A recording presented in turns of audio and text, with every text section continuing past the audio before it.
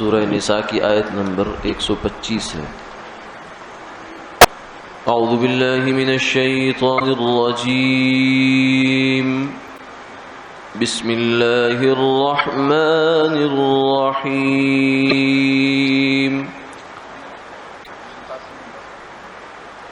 ومن احسن دینا ممن اسلم وجهه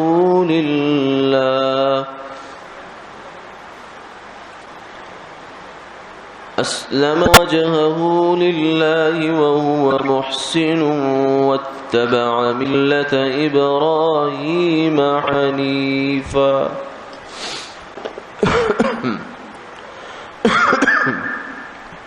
واتخذ الله إبراهيم خليلا۔ صدق الله العظيم۔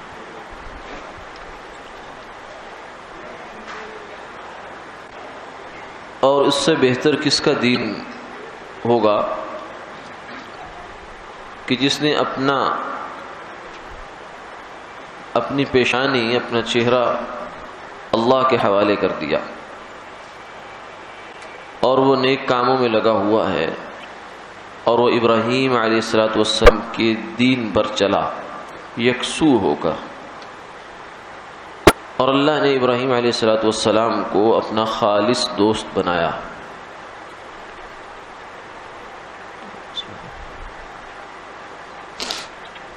گزشتہ آیات میں یہودیوں اور مسلمانوں کا آپس کا تفاخر اور تقابل بیان ہوا تھا، اور پھر اللہ کی جانب سے یہ پیغام آیا تھا کہ محض کسی قوم، قبیلے یا کسی طبقے اور جماعت سے تعلق رکھنے سے انسان اچھا نہیں ہوتا۔ اس کی جماعت کی اچھائی اچھوں کی اچھائی ہے، اس آدمی کی اچھائی نہیں ہے جو برا ہے اور کسی طبقے میں داخل ہے۔ اصل تو انسان کو جو فائدہ دے گی چیز وہ اس کا اپنا عمل ہے، ذات، اس کی اپنی ذات وہ کیا کرتا ہے۔ تو اس میں پھر یہ فرما دیا کہ برے عمل کرے گا تو برا بدلہ پائے گا، کیونکہ قیامت والے دن جو حساب کتاب ہے وہ صرف یہ شمار نہیں ہے کہ فلاں قوم میں تھا کہ نہیں تھا، یہ بس یہ کوئی کوٹا سسٹم نہیں ہے۔ قیامت کا جو انصاف ہے اللہ تعالیٰ کا، وہ کوئی علاقائی حقوق اور کوٹوں والا انصاف نہیں ہوگا، وہاں تو فرد نے اپنی جوابداری کرنی ہے۔ تو اسی کو تذکرہ چل رہا تھا پھر کہ اچھے عمل کرنے والوں کا اچھا انجام ہے اور برے عمل کرنے والوں کا برا انجام ہے۔ لیکن یہ بات اجمالی تھی۔ پھر آج کی آیت میں ایک نمونہ بیان فرما دیا کہ اچھے عمل کا مطلب کیا ہے۔ خود ہی اللہ تعالیٰ نے متعین فرما دیا، کیونکہ کہنے کو تو ہر انسان اچھا کہتا ہے اپنے آپ کو، یہودی بھی اپنے آپ کو اچھے کہتے ہیں، عیسائی بھی کہتے ہیں، ہندو بھی کہتے ہیں، بدھ بھی کہتے ہیں، پارسی کہتے ہیں، سارے لوگ، کوئی بھی اپنے آپ کو برا نہیں کہتا۔ سوال یہ ہے کہ یہ اچھا ہونا یہ کون طے کرے گا؟ تو اچھا ہونا وہی طے کریں گے جن کی نظر میں اچھا ہونا ہے، یعنی اللہ کے ہاں۔ تو اللہ کے ہاں جو چیز اچھی ہے وہی اچھی ہے۔ تو اللہ کے ہاں فرمایا کہ کون اچھا ہے، آج کی آیت میں اس کا تذکرہ ہے۔ اس شخص کا دین اچھا ہے کہ جو اپنے آپ کو اللہ کے حوالے کر دے، اسلم وجہہ للہ، اپنا رخ بالکل اللہ کے حوالے کر دے، یعنی اس آدمی کی اپنی ترجیحات ختم ہو جائیں، زندگی گزارنے کا جو اس کی اپنی خواہشات ہیں، اپنی ترجیحات ہیں، اپنے راستے ہیں، اپنے طور طریقے ہیں، یہ سب ختم ہو جائیں، بلکہ وہ اپنے آپ کو وقف کر دے گویا کہ اللہ کے لیے۔ یہ ہے اسلام۔ الاسلام فارسی میں کہتے ہیں گردن نہادن۔ اسلام کا جو لغوی مطلب ہے مسلمان، مسلم، اسلام سے ہے یہ، اسلم یسلم اسلام، تو اسلام کا مطلب ہوتا ہے گردن نیچے گرا دینا.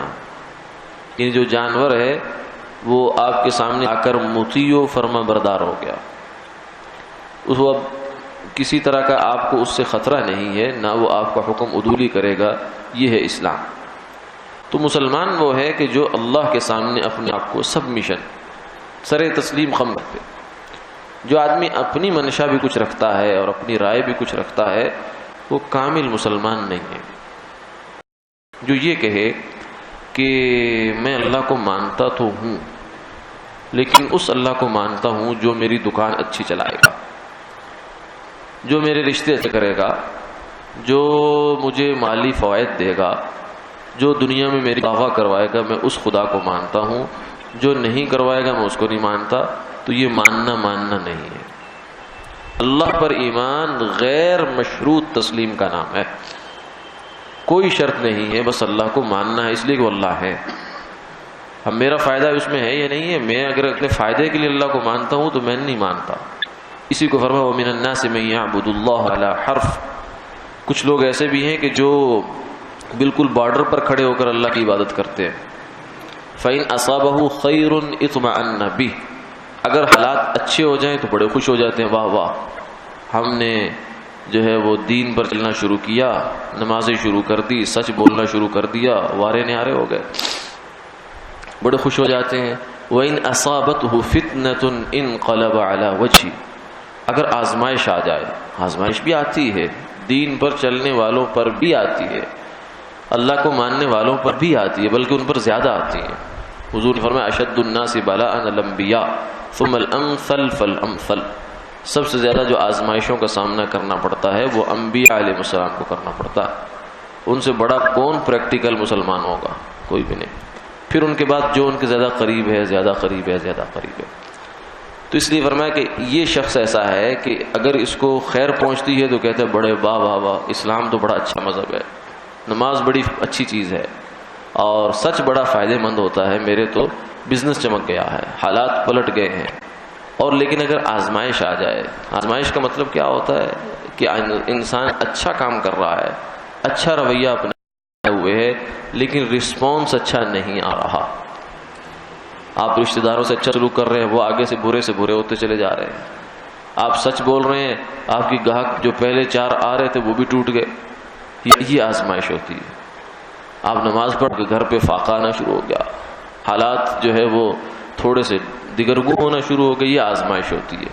فرمایا کہ یہ شخص ایسا ہے کہ اگر اس کو کوئی آزمائش پہنچے انقلب علی وجہہ، تو یہ اپنا چہرہ پلٹ دے گا. یہ اسلم وجہہ نہیں کیا، اس نے اللہ کے سامنے اپنا سبمیشن نہیں کیا، بلکہ اللہ کے ساتھ سودے بازی کرتا ہے کہ اے خدا اگر تو میری دنیا اچھی کرے گا تو میں تیرا دین پہ چلوں گا، اگر دنیا اچھی نہیں کرے گا تو میرا سلام ہے. یہ ہے انقلب علی وجہی. یہ اپنے چہرے پر اسی گویا کے ایڑیوں پر پیچھے پلٹ جاتا ہے، یو ٹرن مارتا ہے. انقلب علی وجہی، بالکل پلٹ جاتا ہے 180 ڈگری تک. اس کے بارے میں قرآن پاک نے فرما دیا خسر الدنیا والآخرہ. ایسا شخص اللہ کو نہیں چاہیے، ایسا مسلمان، ایسا ایمان، ایسا مومن اللہ کو نہیں چاہیے. یہ بلیک لسٹ، خسر الدنیا والآخرہ، یہ دنیا اور آخرت دونوں میں خسارہ اٹھائے گا. ذالک هو الخسران المبین. فرمایا کہ یہ بڑا کھلا خسارہ ہے جو انسان اس کیفیت میں خدا کو مانتا ہے کہ اگر مجھے اچھے حالات ملے تو مانتا ہوں، نہیں ملے تو نہیں مانتا. یہ بڑی خطرے کی بات ہے. تو اسلام تو اللہ کو غیر مشروط ماننے کا نام ہے. غیر مشروط یعنی ہم اسے مانتے ہیں، وہ جو بھی کریں اچھا ہے، ہمیں اچھا لگے تو بھی اچھا ہے، نہیں لگے تو بھی اچھا ہے.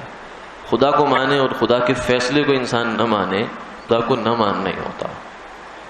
یعنی اچھا تو میٹھا تو ہڑپ اور کڑوا تھو. جب انسان پہ کچھ ایسی آئے آزمائش آئے تو آدمی کہ نہیں میں تو نہیں، مجھے تو میٹھا چاہیے. نہیں، ایسا نہیں. اسلام اسلم وجہہ للہ، اللہ کے لیے اپنے آپ کو مکمل سپرد کرنے کا نام ہے. وہو محسن، اور فرمایا کہ ساتھ ہی مخلص بھی ہو، دل سے اخلاص بھی رکھتا ہو. یعنی یہ تو ظاہر ہو گیا نا کہ اللہ کے سامنے اپنے آپ کو حوالے کر دیا، لیکن دل سے صفت بھی اس کو یہ حاصل ہو کہ اخلاص کی صفت اس کو حاصل ہو، احسان کی صفت اس کو حاصل ہو.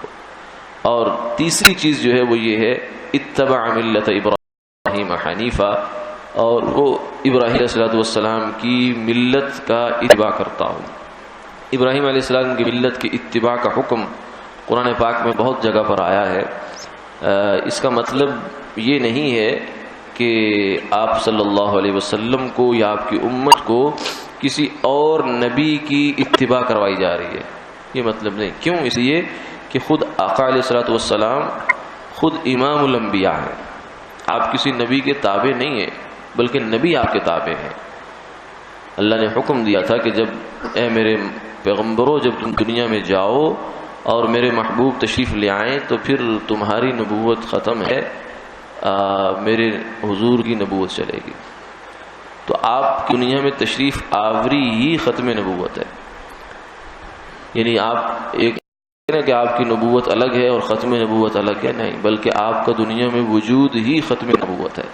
کہ آپ دنیا میں تشریف لائے تو نبوت ختم ہے، یعنی آپ کسی اور کی نبوت نہیں چل سکتی. اسی لیے عیسیٰ علیہ السلام قرب قیامت میں جب تشریف لائیں گے تو وہ نبی ہونے کی حیثیت میں ان کا سٹیٹس بدل جائے گا، وہ امتی بن کے آئیں گے. اور یحکم بشریعت محمد صلی اللہ علیہ وسلم، آپ صلی اللہ علیہ وسلم کی شریعت پر فیصلے کریں گے. حالانکہ نبی جو ہے وہ اپنے وحی کا پابند ہوتا ہے، لیکن اللہ تعالیٰ یہاں ان کا اصول بدل دیں گے. تو یہ ملت ابراہیمی کے اتباع کا مطلب یہ نہیں ہے کہ ابراہیم علیہ السلام کا اتباع یا ان کی اقتداء کی جا رہی ہے، ایسا نہیں ہے. بلکہ ملت ابراہیمی ایک اصطلاح ہے، ایک ٹائٹل ہے ان پوری تعلیمات کا جو تمام انبیاء علیہ السلام کے درمیان قدر مشترک ہے، کامن ویلیو ہے. ہر نبی کی جو دعوت میں، ہر نبی کی جو طور طریقے میں جو طریقے رہے ہیں وہ ملت ابراہیمی ہے. اور اسی کو قرآن پاک میں مختلف الفاظ میں بیان فرمایا گیا. لیکن ابراہیم علیہ السلام کی طرف اس کو اس لیے منسوب کیا گیا کہ ابراہیم علیہ السلام کو اللہ نے انبیاء علیہ السلام میں خاص امتیاز بخشا تھا، اور پھر آپ صلی اللہ علیہ وسلم بھی ان کی نسل میں سے ہیں. اور پھر یہودی اور عیسائی جو کہ قرآن پاک کے اولی مخاطب ہیں، وہ بھی ابراہیم علیہ السلام کی ملت کا احترام کرتے ہیں اور دعوے دار ہیں کہ ہم بھی ان کے راستے پہ چل رہے ہیں. تو اس لیے تذکرہ ابراہیم علیہ السلام نسبت ابراہیم علیہ السلام کی جانب کر دی گئی. لیکن یہ ہے کہ مراد اس سے وہ دین ہے جو آدم علیہ السلام سے لے کر آقا علیہ السلام چلا آیا ہے قدر مشترک کے طور پر. اس لیے آپ نے فرمایا کہ جتنے بھی نبی ہیں یہ سب کے سب اللاتی بھائی ہیں، یعنی ان کے باپ ایک ہے، مائیں مختلف ہیں. باپ ایک کا مطلب یہ ہے کہ اصل دین ایک ہے سب نبیوں کا. ہاں، شریعت کے احکامات میں زمانے کے لحاظ سے، علاقوں کے لحاظ سے تبدیلیاں ہوتی رہی ہیں. بنی اسرائیل میں احکامات میں کچھ تبدیلیاں تھیں، لیکن توحید، رسالت، آخرت، قبر، حشر، نشر اور بڑے بڑے جو گناہ ہیں ان کا گناہ ہونا، زنا، چوری، سرقہ، شراب، ڈاکہ، جوا، سود، رشوت، اس طرح کی سب چیزیں جو ہیں یہ سارے انبیاء علیہ السلام کی تعلیمات میں یکساں رہی ہیں. تو یہی ملت ابراہیمی ہے. فرمایا کہ اس کا جو شخص اتباع کرتا ہے وہ ہے کامیاب آدمی، یہ ہے اصل آدمی کہ جو کامیاب ہوگا. پھر آگے فرمایا کہ ابراہیم علیہ السلام کو اللہ نے خلیل بنایا. خلیل کہتے ہیں جگری دوست کو، جگری یار، جو جس کے بغیر انسان کو چین نہ پڑتا ہو.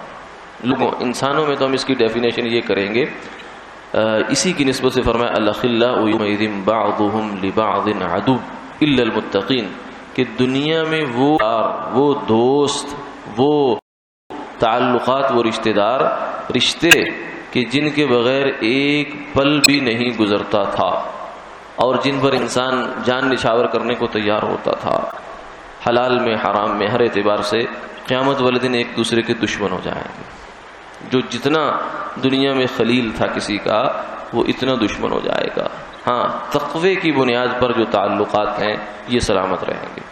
قیامت والے دن صرف تقوی کا تعلق، ایمان اور دین اور جو اللہ کا تعلق ہے یہ سلامت بچے گا، باقی کوئی تعلق سلامت نہیں بچے گا.